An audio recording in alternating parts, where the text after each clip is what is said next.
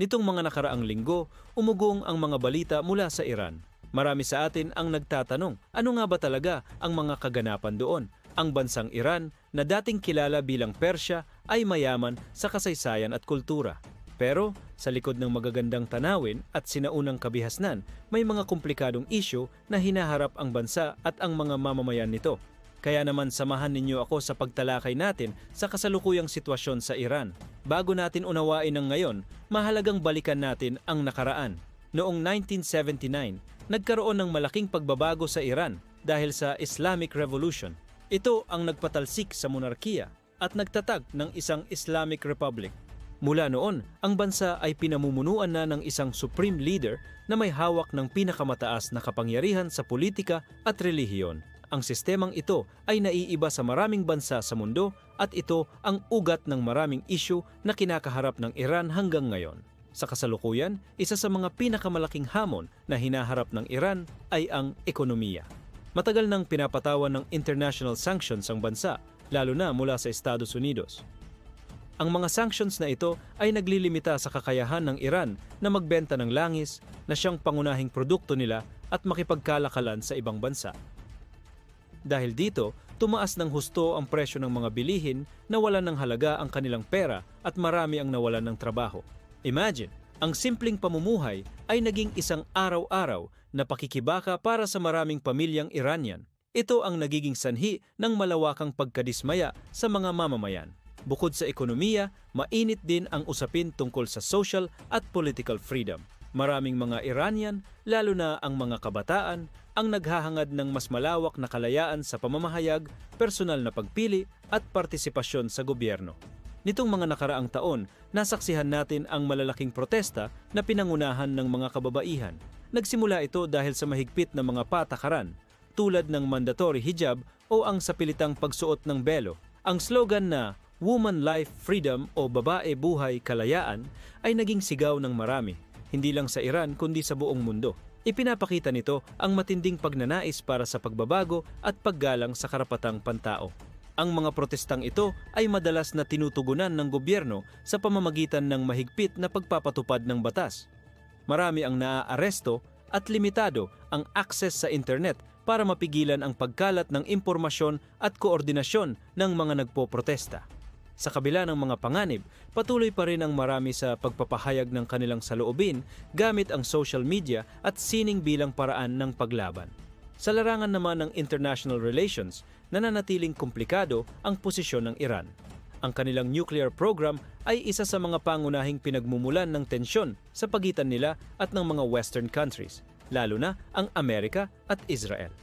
Bagamat iginigiit ng Iran na para sa mapayapang layunin ang kanilang programa tulad ng paglikha ng kuryente, marami ang nangangamba na baka ginagamit ito para gumawa ng nuclear weapons.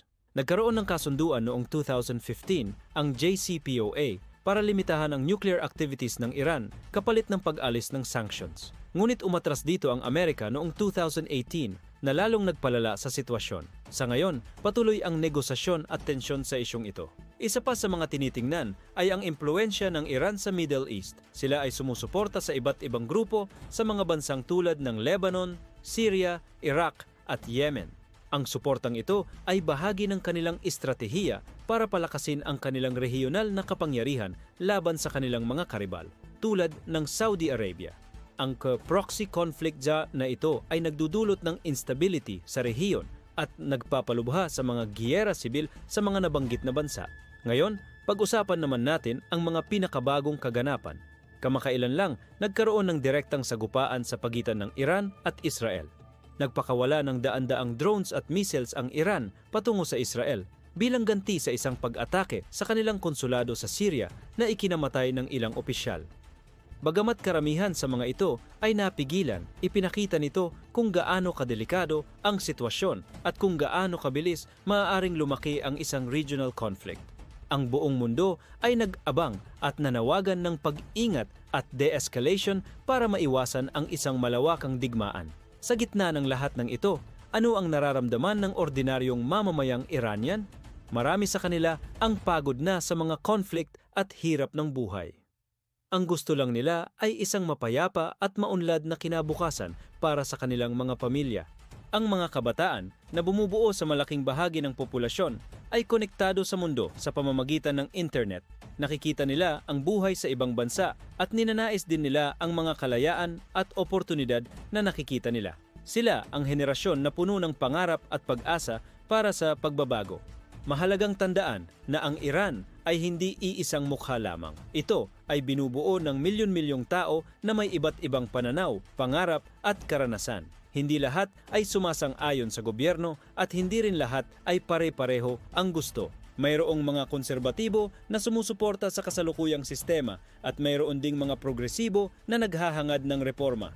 Ang tensyon sa pagitan ng mga panig na ito ang humuhubog sa kasalukuyang landas na tinatahak ng bansa. Ang hinaharap ng Iran ay nananatiling hindi tiyak. Nakasalalay ito sa maraming bagay, sa magiging resulta ng international negotiations, sa kahihinatnan ng mga panloob na protesta at sa mga desisyon ng kanilang mga leader. Patuloy na babantayan ng buong mundo ang mga susunod na kabanata sa kwento ng Iran dahil ang anumang mangyari dito ay may epekto hindi lang sa Middle East kundi sa buong global community. Ang pag-unawa sa sitwasyon sa Iran ay nangangailangan ng bukas na isipan at pagtingin sa iba't ibang anggulo. Hindi ito simpleng usapin ng tama o mali, kundi isang masalimuot na kwento ng kasaysayan, politika at pangarap ng isang buong bansa. Sana, sa pamamagitan ng ating talakayan ngayon, nabigyan natin ng kaunting linaw ang mga tanong ninyo tungkol sa kung ano nga ba ang nangyayari sa Iran. Kung mayroon kayong mga saloobin o karagdagang impormasyon tungkol sa paksang ito, huwag kayong magatubiling i-share sa comment section sa ibaba. Ang mahalaga ay magkaroon tayo ng isang magalang at makabuluhang diskusyon. Maraming salamat sa inyong panonood at pakikinig. Huwag kalimutang mag-like, share at mag-subscribe para sa mas marami pang ganitong content. Hanggang sa muli!